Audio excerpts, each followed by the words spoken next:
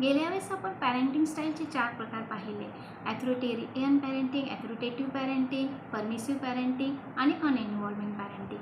आणि या 4ही प्रकारांमध्ये प्रत्येक वेळी दोन्ही पालक हे एकाच प्रकारचे असतील असेही नाही, किंवा आपण स्वतःही प्रत्येक वेळी एकाच पॅरेंटिंग स्टाईलमध्ये असू असंही नाही. तर मग आपली अधिकाधिक वेळ आपण कोणत्या पॅरेंटिंग स्टाईलमध्ये असतो हे जर जाणून घ्यायचे असेल तर मी तुम्हाला हे क्वेश्चनर शेअर करते आणि ते क्वेश्चनर तुम्ही सोडवा आणि जाणून घ्या की तुमची पॅरेंटिंग स्टाईल नक्की कोणती आहे.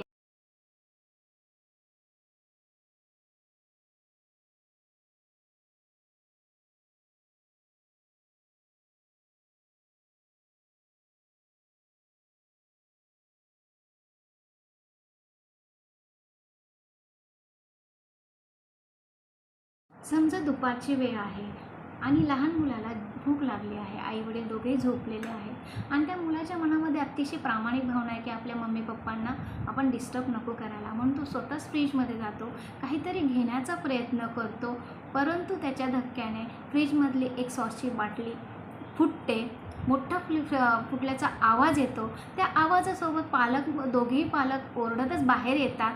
बाहेर आलेले बघून तो सगळं हे बघून तो मूल मात्र जाऊन कुठेतरी लपतं आणि आई-वडील त्याला शोधून काढतात. त्याला विचारतात की अरे हे कोणी केलं? तर पनिशमेंटच्या भीतीने ते मूल मात्र मान्य करायला तयार होत नाही की मीच हे केलेलं आहे, माझ्याकडनंच हे झालेलं आहे. आणि मूल खोटं बोलतं आहे याचा मात्र जास्त राग येऊन आई-वडील दोघेही मुलाला अधिकच मोठी पनिशमेंट करतात. आता यामध्ये होतं काय, तर एक तर त्या मुलाला भूक लागली ही भावना आईवडिलांपर्यंत पोचत नाही आहे.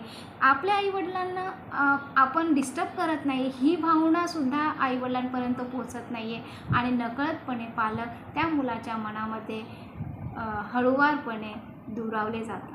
आयुष्यात कधीही कोणतीही चूक झाली तर ते लगेच आईवडिलांकडे कधीही मन शेअर करायला जात नाही, कारण त्यांना माहिती आहे की इथे माफीला जागा नाही. या मुलांचे सर्व निर्णय हे त्यांचे आईवडील घेतात आणि अगदी त्यांचे कपडे घालण्यापासूनचे सगळे निर्णय आईवडीलच घेतात. त्यामुळे ते स्वतःचे निर्णय स्वतः घेऊ शकत नाही आणि स्वतःचे निर्णय स्वतः घेता न आल्यामुळेच त्यांच्यामध्ये आत्मविश्वासाची मात्र कमी निर्माण होते.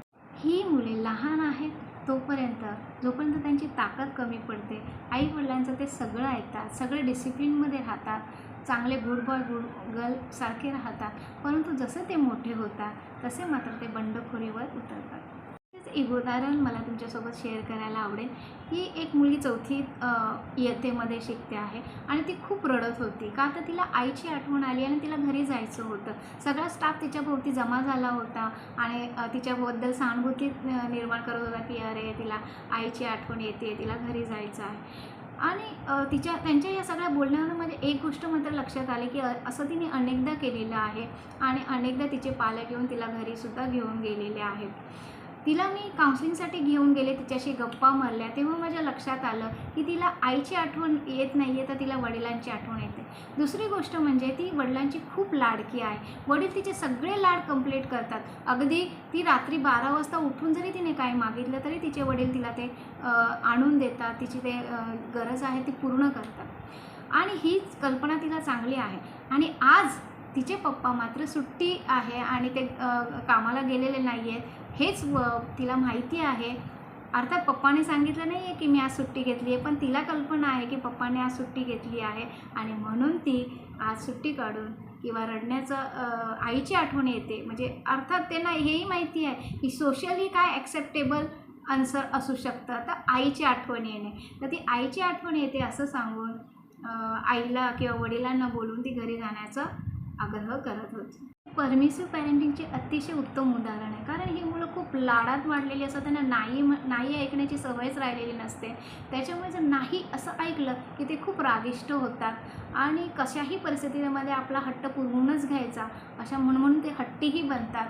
त्याचबरोबर त्यांच्या स्वतःच्याच भावना त्यांच्यासाठी खूप इम्पॉर्टंट असतात. दुसऱ्यांच्या भावनांना ते फारसे इम्पॉर्टंट देत नाहीत आणि म्हणून मोठे जाऊन रिलेशनशिपमध्येही अशा मुलांना खूप प्रॉब्लेम्स होतात. आई ही आई असते. आई ही वडिलांची जबाबदारी घेऊ शकते, पण वडिलांचे प्रेम देऊ शकत नाही.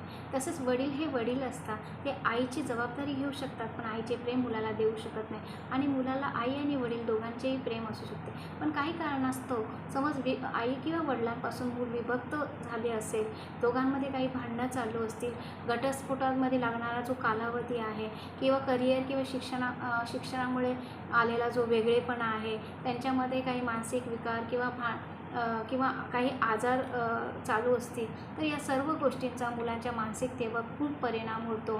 ते नैराश्यात जाऊ शकतात, चिंता निर्माण होऊ शकते, त्यांना डिप्रेशन येऊ शकते, स्ट्रेसमध्ये जातात.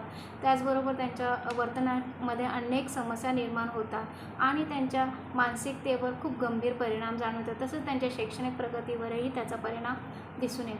काय तर आपल्याला आपल्या मुलांना शिस्तही लावायची आहे, अटॅचमेंटही निर्माण करायची आहे आणि हेल्दी रिलेशनशिपसुद्धा डेव्हलप करायचं आहे. आणि हे सगळं इतकं सोपं नक्कीच नाही आहे.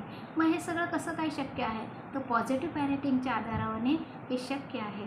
याविषयी मात्र आपण पुढच्या भागामध्ये बोलूया.